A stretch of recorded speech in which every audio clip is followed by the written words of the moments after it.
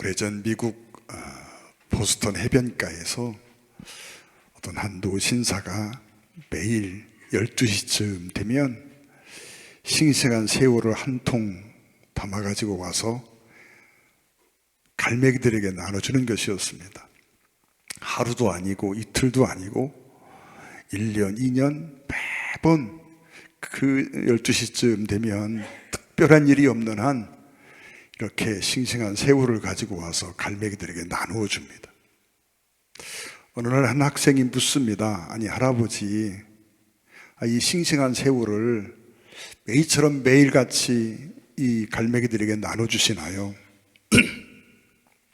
그때 이 할아버지가 이야기를 합니다. 나는 2차 세계대전 때 미군 군함의 함장이었단다. 그런데 그만 일본군이 쏜 어뢰에 맞아서 배가 전복되었고 많은 사람이 죽었어. 몇몇 사람이 구명정에 올라서 겨우 살아났는데 날은 뜨겁고 마실 물도 먹을 식량도 아무것도 없고 그 떼약볕 속에 사람들이 하나둘씩 죽어가고 있었단다.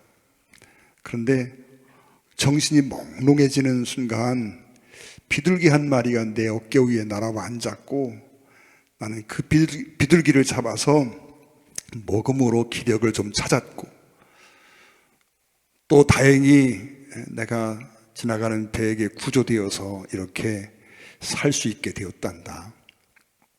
그래서 나는 전쟁이 끝나고 나서 그때 비둘기를 보내주신 하나님께 감사하고 내가 다시 만날 수는 없지만 그때 나에게 찾아왔던 그 비둘기 내가 정말 살기 위해서 잡아서 먹었지만 그 비둘기에 대해서 고마움과 감사함이 있고 그래서 나는 날마다 그 고마운 마음을 이렇게 갈매기들에게 싱싱한 새우를 나눠줌으로 갚고 있다라고 이야기하더랍니다. 여러분, 우리의 인생을 한번 돌아보시기를 원합니다. 과거가 없는 현재는 결코 없습니다. 여러분, 존 애덤스가 한 말이 있습니다. 너희가 무슨 일을 생각할 때마다, 어떠한 일을 행할 때마다 너희는 항상 너희 선조와 후손을 생각하고 행동해라 라고 말합니다.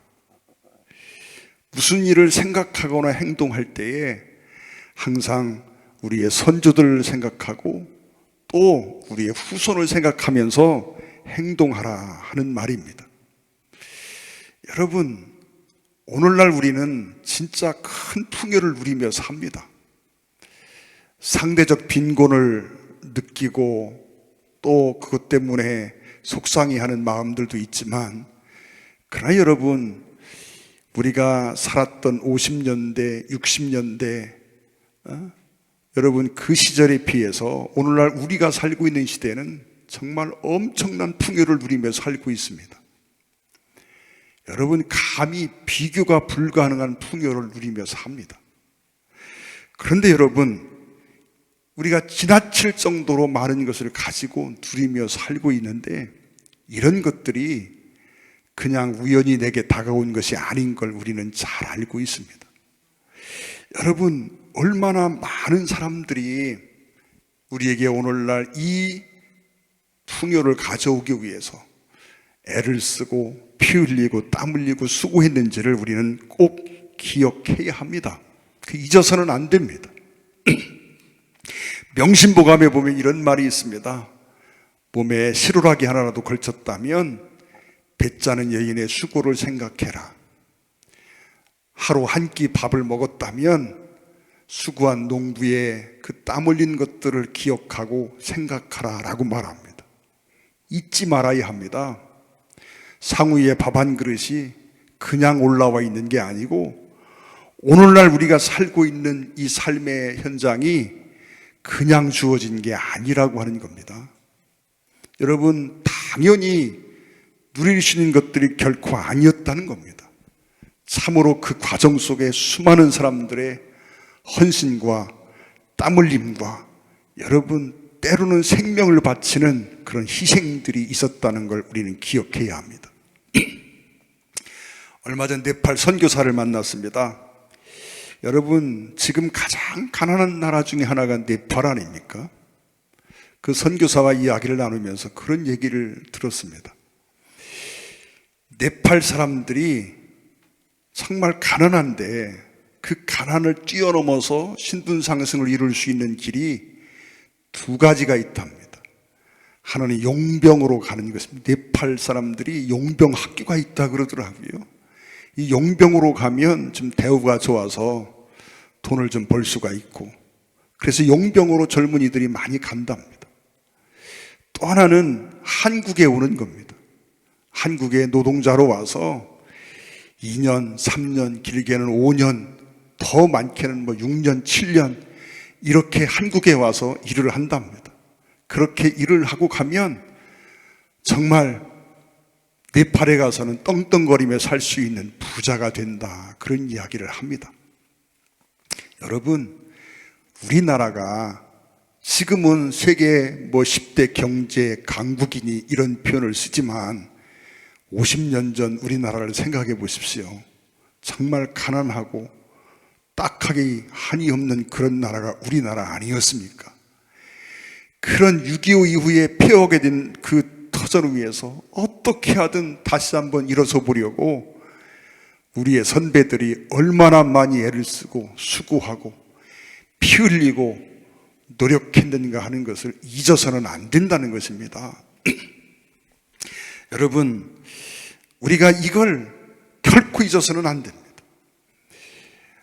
올 초에 일본 나가사키를 갔다 왔습니다.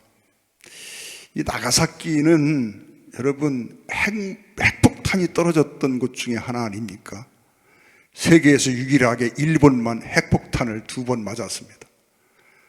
핵무기가 세상에 그렇게 많이 있어도 핵폭탄이 떨어진 곳은 아직 일본밖에 없습니다.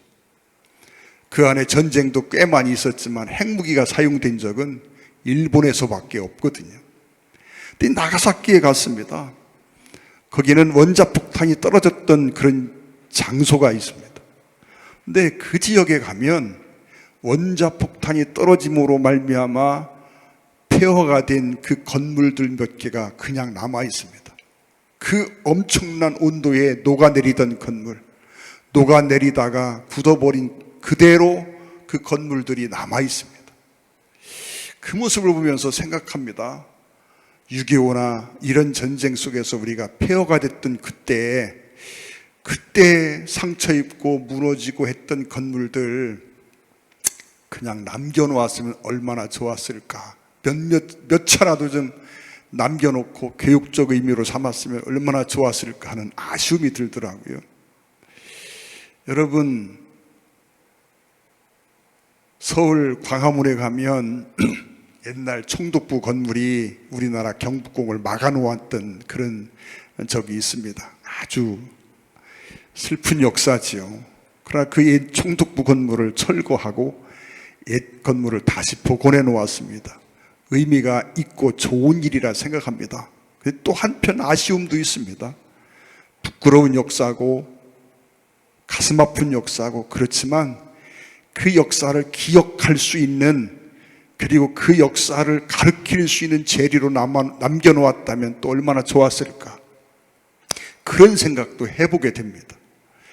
여러분, 일본 사람들은 그 핵폭탄이 떨어졌던 그 자리에 이런 건물들을 그냥 남겨놓았습니다. 몇몇 채를 남겨놓았어요. 그리고 그 위에 기념관을 지어놓았습니다. 그 기념관 안에는 핵폭탄이 떨어질 때 그로 말미암아 발생된 피해들, 그런 현장들, 그런 것들이 그대로 이렇게 옮겨져서 거기 전시되어 있습니다. 거기 비석들도 꽤 많이 있었는데 그 비석들 한 비석에는 이런 구절이 쓰여 있었습니다. 다시는 이런 일이 없기를. 여러분, 얼마나 중요한 내용입니까? 우리는 너무 쉽게 잃어버립니다. 여러분, 오늘 우리가 누리고 있는 이 엄청난 풍요와 자유와 여러분, 우리가 누리고 있는 이 행복과 이 현실이요, 그냥 주어진 게 아니라고 하는 걸 알아야 합니다. 여러분, 우리 선배들이 네팔에 있는 사람들이 지금 한국에 와서 여러분 근무를 하면 그들이 무슨 좋은 환경에서 근무합니까? 여러분, 배를 타고 고기 잡는 일들, 험하고 힘든 일들 그들이 합니다. 여러분, 그렇게 여러분 와서 얼마나 외롭고 힘들겠습니까? 가끔 외국 노동자가 우리나라에 와서 일하면서 그의 가족들이 한국에 와서 만나는 그런 프로그램이 EBS에 있더라고요. 그 프로에 보면 그 가족들, 부모와 자식이 오랜만에 만납니다. 2년, 3년 만에 만납니다. 만나가지고 만나면 기쁠 텐데 그렇지요. 오랜만에 만나니까 그 기쁨이 눈물로 변합니다. 그러니까 울고 그런 모습을 보면서 가슴 아파 했던 기억이 있습니다. 여러분, 우리가 그랬지 않습니까? 그러한 어떤 선배들의 희생과 헌신의 바탕 위에 오늘 우리가 있다고 하는 걸 잊어서는 안 된다는 말입니다. 흔히들 이스라엘이 강하다고 말합니다. 많은 학자들이 저 사람들은 어째 저렇게 강할까? 다른 민족들과 비교할 수 없을 만큼 어떤 강함이 있는데 도대체 이게 원인이 뭘까 하고 연구를 했답니다. 근데 다른 걸 별로 찾을 수가 없더랍니다. 근데 다르다고 생각될 수 있는 게 한 가지가 있는데, 다른 나라도 전통을 중요하게 생각하겠지요. 그런데 이 사람들은 전승이라고 하는 부분을 굉장히 중요하게 생각하더라는 이야기입니다. 사람들이 모여서 토론을 합니다. 갑론을 막 서로 의견을 내고 심각한 토론을 합니다. 그러다가도 전승이야, 트레디션, 전승이야 한마디 하면 토론이 종결된답니다. 여러분, 내가 이 시간 뭘 안다고 비판하고 또 옳다 그르다 할 게 없다는 겁니다. 수천 년 동안 우리의 선배들이, 우리의 조상들이 그 많은 역사 속에서 겪고 또 고난과 그 역경을 견뎌오면서 체득한 진리가 옳다는 겁니다. 그 지혜가 옳다는 겁니다. 그 지혜를 받아들이는 것이 맞다는 겁니다. 그 전승이다라고 말하면 토론이 종결된다라고 말합니다. 여러분, 어른의 말을 들을 줄 알아야 합니다. 젊은이들이 생각할 때 여러분 꼰대라는 표현을 쓰는 걸 봅니다. 여러분, 제가 30대 때 60대 목사님들을 보면서 왜 저렇게 답답할까 하는 생각을 해보았습니다. 근데 지금은 또 거꾸로 젊은 친구들을 보면서 왜 저렇게 저럴까 하는 생각들을 품게 됩니다. 무슨 얘기입니까? 여러분, 젊은이의 진취적인 것, 이런 것들 다 필요합니다. 그런데 여러분, 어른들의 경험에서 나오는 지혜도 필요합니다. 여러분, 어른의 말을 들을 줄 알아야 합니다. 역사의 교훈을 잊어버리면 안 됩니다. 역사의 교훈이 단절돼도 안 됩니다. 그것들이 전승으로 이어져야 합니다. 이스라엘 사람들이 중요하게 생각하는 책이 3개가 있습니다. 하나는 구약 성경이고, 하나는 미신하고, 하나는 탈무드입니다. 여러분, 탈무드만 봐도 그렇습니다. 주전 5,000년 전부터 주 500년까지 약 5,500년 역사 속에서 자기 민족들이 그 어떤 역사 속에서 경험하고 깨닫고 정말 느끼고 했던 그 모든 지식과 지혜들을 모아놓은 책이 탈무드입니다. 1000명의 학자가 10년 동안 이 지혜들을 모았습니다. 그리고 정말 20권의 책으로 12,000페이지 분량의 책을 만들었습니다. 그런데 여러분, 탈무드 원전은 좀 재밌는 게 있습니다. 한 페이지가 기록이 되었으면 다음 페이지는 공백으로 남아 있습니다. 왜 비워놓고 공백으로 남겨놓았을까? 여러분, 그 부분은 내가 채워라, 그런 의미가 있습니다. 내가 삶에서 얻은 지혜, 경험, 지식, 이런 것들로 그 한 페이지를 채우라는 겁니다. 여러분, 내 경험을 써놓으라는 겁니다. 탈무드는 그래서 만인이 기록하는 책입니다. 이것이 지혜의 전승입니다. 여러분, 이 전승이 정말 중요합니다. 이스라엘 민족은 고난 속에서 살아남은 민족입니다. 여러분, 이스라엘 민족이 430년 동안 애굽에서 종노릇을 했습니다. 그때도 힘든 삶이었지요. 여러분, 애굽에서 나오면 그때부터 정말 이스라엘 민족이 찬란한 역사냐? 그렇지 않습니다. 애굽에서 나오고 나서 지금까지 이스라엘의 역사는 고난의 역사입니다. 물론 찬란했던 순간이 있습니다. 다윗 왕 시절이나 솔로몬 왕 시절이나 여러분, 이런 찬란했던 역사의 순간들이 있지만 이스라엘의 대부분의 역사는 고난의 역사입니다. 수많은 고난을 겪습니다. 세계 여러 민족 중에 고난이 가장 많았던 민족이 이스라엘 민족입니다. 그런데 그 수천 년 역사 속에서 그들이 그렇게 고난을 겪었지만 그 고난 속에서 깨닫고 얻은 지혜들이 있고 그 고난을 통해서 얻은 지혜로 하나님의 말씀을 받아들입니다. 여러분, 정말 우리가 이걸 깨달아야 합니다. 그리고 그러한 것들을 기록을 하고 후손들에게 가르칩니다. 여러분, 오늘 본문은 이렇게 말씀합니다. 가나안 땅에 들어갔을 때 너희 후손들이 이게 도대체 무슨 뜻입니까? 라고 물으면 너희는 후손들에게 이렇게 가르쳐라 라고 말씀합니다. 하나님께서 그의 후손들이 어느 날 이것이 무슨 뜻입니까? 라고 물으면 이렇게 가르치라 라고 말씀하시며 답을 주십니다. 그 첫 번째 답이 무엇입니까? 여러분, 그 첫 번째 말씀은 그런 이야기입니다. 너희는 옛날에 애굽에서 종이었다, 노예였다 라고 하는 말입니다. 너희 조상은 430년 동안 애굽에서 종살이 하던 사람들이었어. 너희 조상은 노예였어. 너희는 노예 출신이야 라고 말하는 것입니다. 이게 얼마나 귀한 얘기입니까? 여러분, 우리는 아브라함의 후손이다 또는 선민이다 이런 쓸데없는 소리 하지 말라는 얘기입니다. 너희는 애굽의 종되었던 사람이야, 노예 출신이야 이렇게 가르치라는 것입니다.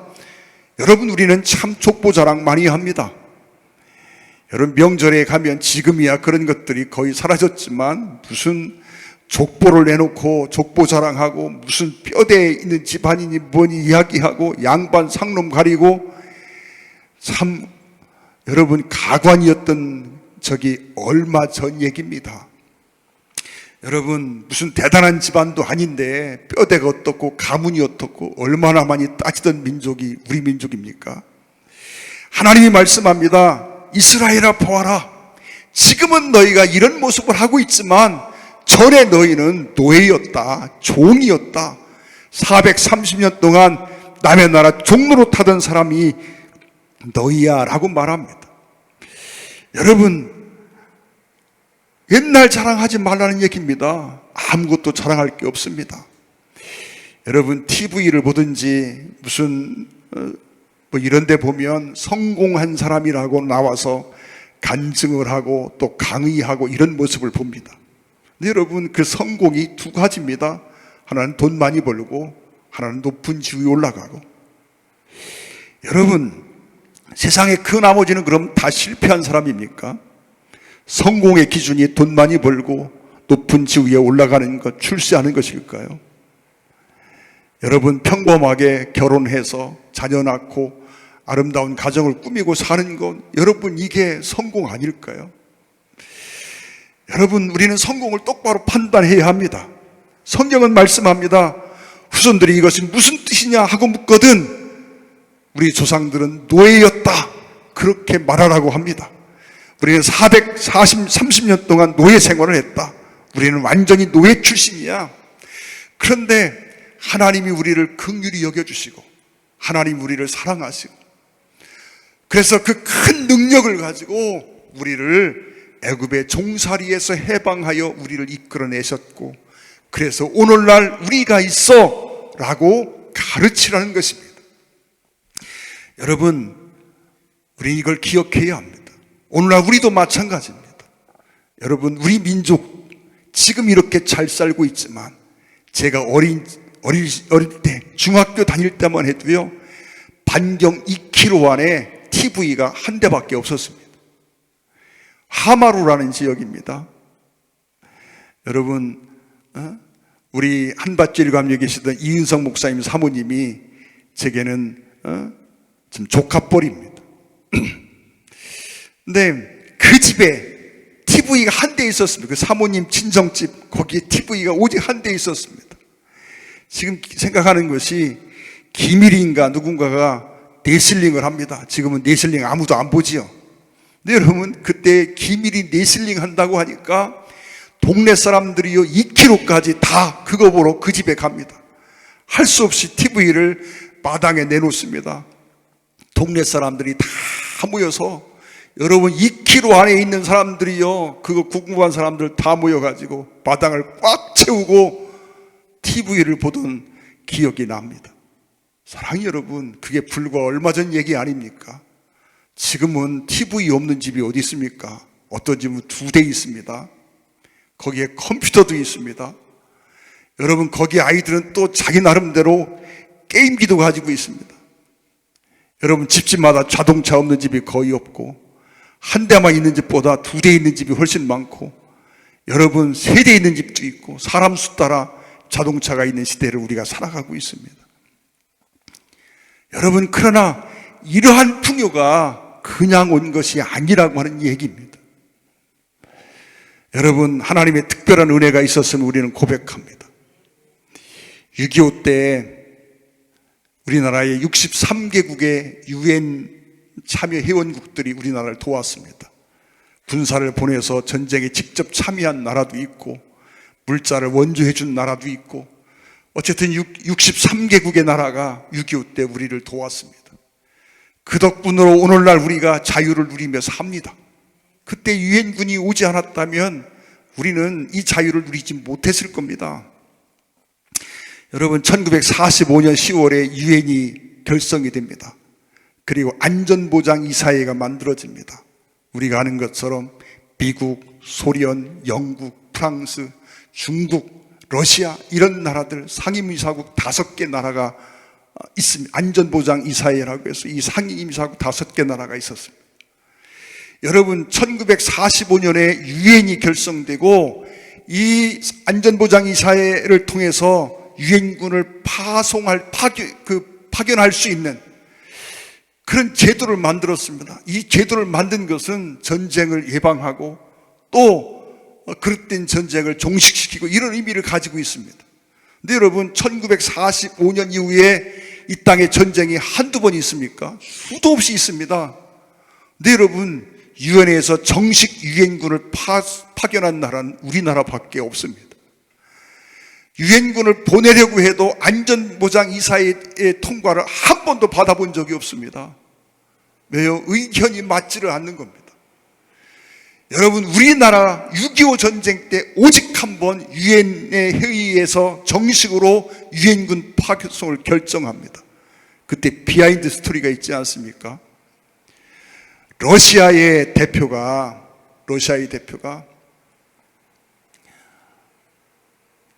이 회의를 참석하러 오다가 갑자기 무슨 일이 생겨서 참석을 하지 못합니다. 여러분, 그래서 러시아가 회의 시간에 당도하지 못함으로 말미암아서 안전보장이사회에서 유엔군 파송을 결정하게 됩니다. 그리고 그 결정으로 인해서 63개국의 나라가 우리나라를 돕기 위해서 팔을 걷고 났습니다. 그 결과로 절체절명의 위기에서 우리가 이 전쟁에서 살아남게 되고 오늘날 우리가 사는 환경을 만들 수 있게 되었습니다. 여러분, 그 과정들 속에 여러분, 얼마나 많은 사람들이 피와 땀과 눈물이 있는지를 알아야 합니다. 여러분, 이걸 잃어버리고 그 희생과 헌신을 잊고 감사하지 못한다면 여러분, 우리는 역사를 다시 이 잘못된 역사가 반복될 수 있다는 걸 기억해야 합니다. 사랑하는 성도 여러분, 오늘 우리가 살고 있는 이 현실이, 이 풍요가 그냥 우리에게 주어진 것이 아닙니다. 여러분, 또 오늘 우리가 감사절에 하나님 앞에 생각해 봅니다. 여러분, 내가 예수 믿고 구원받았습니다. 생각해 봅니다. 내가 예수를 만약 알지 못했다면 어떻게 될까? 생각만 해도 끔찍한 일입니다.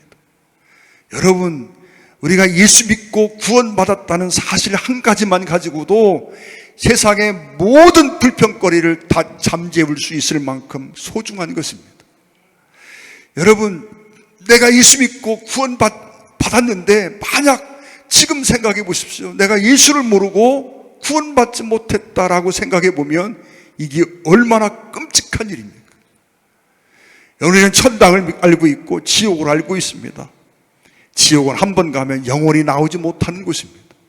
천년이 천만 번을 지나도, 만년이 수만 번을 지나도 끝나지 않는 고통이 계속되는 곳이 지옥입니다.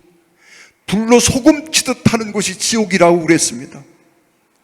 여러분, 제가 병원에서 중환자실에 들어가 하룻밤 자는데요, 그 하룻밤이 천년같이 느껴집니다. 거기서 생각해 봤습니다. 만약 지옥의 고통 속에 내가 들어가 있다면 여러분, 이 하룻밤을 지내는 이 시간이 천년같이 느껴지는데 그 고통 속에서 어떻게 끝나지 않는 영겁의 세월을 그 고통 가운데 살 수 있을까? 사랑하는 여러분, 내가 구원받은 사실이 얼마나 감사합니까? 이게 얼마나 기가 막힌 은혜입니까? 그런데 여러분, 나를 구원하기까지, 내가 구원받기까지 여러분, 얼마나 많은 사람들이 피와 땀과 눈물을 쏟고 생명을 바쳤는지를 우리는 기억해야 합니다. 그 구원이요, 내가 잘나서 주어진 게 아닙니다. 그 구원이 내가 똑똑해서 받은 것도 아니고요. 여러분, 내가 구원받기까지, 나를 구원하시기까지 얼마나 많은 과정이 있었고 얼마나 많은 사람이 피와 땀과 눈물을 쏟았는지, 생명을 바쳤는지 우리가 알아야 합니다. 여러분, 성경을 읽으면서 성경 속에 나오는 순교자들의 이름을 봅니다.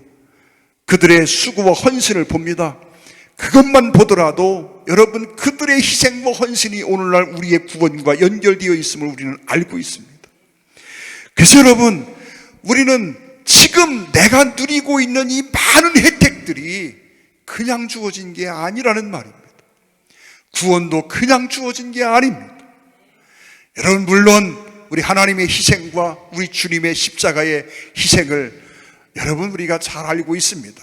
여러분, 그게 아니더라도 여러분, 그 하나님의 헌신과 우리 주님의 십자가의 희생을 재어놓고 생각하더라도 여러분, 우리가 구원받기까지 얼마나 많은 사람들이 애쓰고 수고했는지를 우리는 기억해야 합니다. 나 한 사람을 전도하기 위해서 직접적으로 나를 위해 기도하고 그 모진 수모를 겪으면서도 계속해서 복음을 전하고 정말 나를 주님께로 인도하기 위해서 애썼던 친구들이 있습니다. 여러분, 그들의 그 직접적인 헌신 외에도요, 얼마나 많은 분들이 여러분 우리를 위해 피 흘리셨습니까? 얼마 전 서천에 간 적이 있습니다. 서천 앞바다에 가면 아펜셀라 선교사님이 순교했던 곳이 있습니다. 바다에 빠져서 풍랑 때문에 바다에서 순교하셨습니다. 여러분, 우리나라의 감리교를 처음 전파했던 목사님이십니다. 여러분, 이 선교사님이 이 땅에 여러분 누구 아는 사람이 있습니까? 누가 있습니까? 아무도 아는 사람이 없고 연고 있는 사람이 아무도 없습니다. 그런데 그 선교사님이 이 땅에 오셔서 죽는 날까지 정말 그렇게 안타까워 기도하시면서 헌신했던 결과가 오늘날 감리교의 탄생을 만들어내지 않았습니까? 그분들의 헌신이 없이, 그분들의 희생이 없이 우리가 어떻게 구원받았겠습니까? 추수감사주일입니다. 여러분, 한 해의 추수를 감사하는 의미보다 우리의 전생애를 돌아보면서 지금 오늘 내가 있기까지 이 일을 위해서 얼마나 많은 사람들이 피와 땀과 눈물을 흘리고 희생했는지, 하나님이 어떤 안타까운 마음으로 애쓰고 수고하셨는지, 우리가 기억해야 합니다. 그러면서 오늘 또 말씀합니다. 오늘 본문에 그렇게 말씀합니다. 하나님께서 우리에게 여러 계명들을 주셨는데 이 계명들은 우리가 행복한 삶을 살도록 하기 위해서 주셨다는 것입니다. 여러분, 하나님께서 우리를 구원하시고 우리에게 이 큰 은혜를 베푸시고 우리에게 계명을 주셨습니다. 근데 그 계명을 주신 이유가 뭐냐? 우리로 하여금 행복한 삶을 살게 하려고 그 계명을 주셨다는 것입니다. 여러분, 차를 끌고 나가보면 저 시내에 차가 얼마나 복잡한지 모릅니다. 정말 러시아와 같은 데 보면 차가 빼곡히 들어서서 도로를 달리고 있습니다. 근데 여러분, 별로 사고 나지도 않고 막히는 것 같아도 다 제 길을 찾아갑니다. 여러분, 왜 그렇습니까? 교통법규라는 법규가 있어서 그렇습니다. 그 법규가 없다면 여러분 상상 한번 해보십시오. 여러분, 사거리에서, 만약 저 대흥동 사거리에서 신호등이 고장났다 한번 상상해 보십시오. 그 신호등이 작동을 하지 않는다? 여러분, 갑자기 혼란이 생깁니다. 차가 뒤엉키고 난리가 납니다. 여러분, 사고 날 것이고 어떤 사람은 해치기에 들어갈 것이고 여러분, 갑자기 혼란이 찾아옵니다. 여러분, 하나님이 주신 계명들은 이와 같은 의미가 있다는 것입니다. 무거운 짐이 아니라는 것입니다. 하나님이 우리를 구원하시고 우리에게 계명을 주시는데 그 계명을 주신 이유는 우리로 하여금 행복한 삶을 살게 하시려고 계명을 주셨다는 것입니다. 그러므로 우리는 하나님이 이 계명을 주신 것이 나를 힘들게 하고 나를 귀찮게 하고 나를 곤란케 하기 위해서 주신 것도 아니고 나의 어떤 죄악을 드러내고 나로 하여금 하나님의 심판에 얽매이게 하기 위해서 주신 게 아니라 우리가 잘 살 수 있게 하기 위해서, 행복한 삶을 살게 하기 위해서 이 계명을 주셨습니다. 그래서 우리는 깨달아야 합니다. 하나님께서 오늘 내가 있기까지 얼마나 많은 과정들 속에 역사해 오셨고 오늘 내게 이 은혜를 베풀기 위해서 하나님이 그동안 얼마나 애쓰고 수고하셨는지를 알아야 하고 그 하나님의 손에 이끌려서 얼마나 많은 사람들이 땀 흘리고 수고하고 생명 바쳐 헌신했는지를 기억해야 합니다.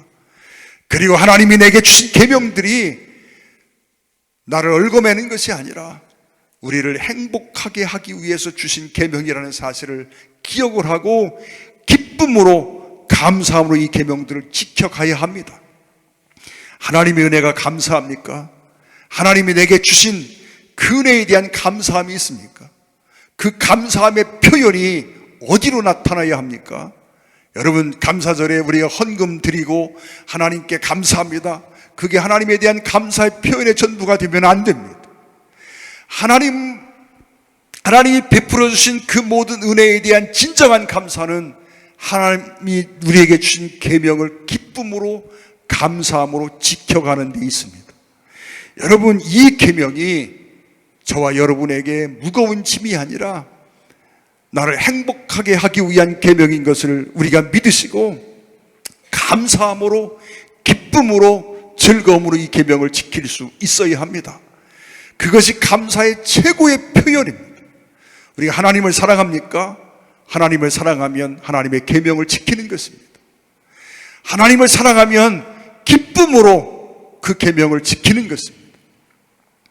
사랑하는 성도 여러분, 하나님이 내게 주신 이 계명들을 정말 잘 지킴으로 또 기쁘게 지킴으로 즐겁게 지킴으로 하나님께 대한 감사를 온전히 표현할 수 있는 저와 여러분 되기를 주의 이름으로 축원을 드립니다. 기도하겠습니다. 사랑하는 아버지 하나님, 이 시간 주께 간절히 기도합니다. 우리는 절대로 지난 날을 잊지 않게 도와주시옵소서. 오늘 우리의 삶이 이루어지기까지 얼마나 많은 분들이 헌신하고 희생하고 정말 땀 흘리고 수고했는지를 기억하게 하여 주시옵소서. 우연히 주어진 것이 아니고 내게 주어진 삶이 당연한 것이 결코 아님을 깨닫게 하여 주시옵소서. 또한 아버지 하나님, 우리 후세대에 부끄럽지 않은 삶을 살기를 원합니다. 나의 자녀들을 바라보면서 부끄럽지 않기를 원합니다. 오늘의 삶을 살면서 기쁨으로 하나님의 계명을 지키고 하나님께 적극적인 감사를 표할 수 있는 우리 모두가 되게 하여 주시옵소서. 예수님의 이름으로 간절히 기도 올리옵나이다. 아멘.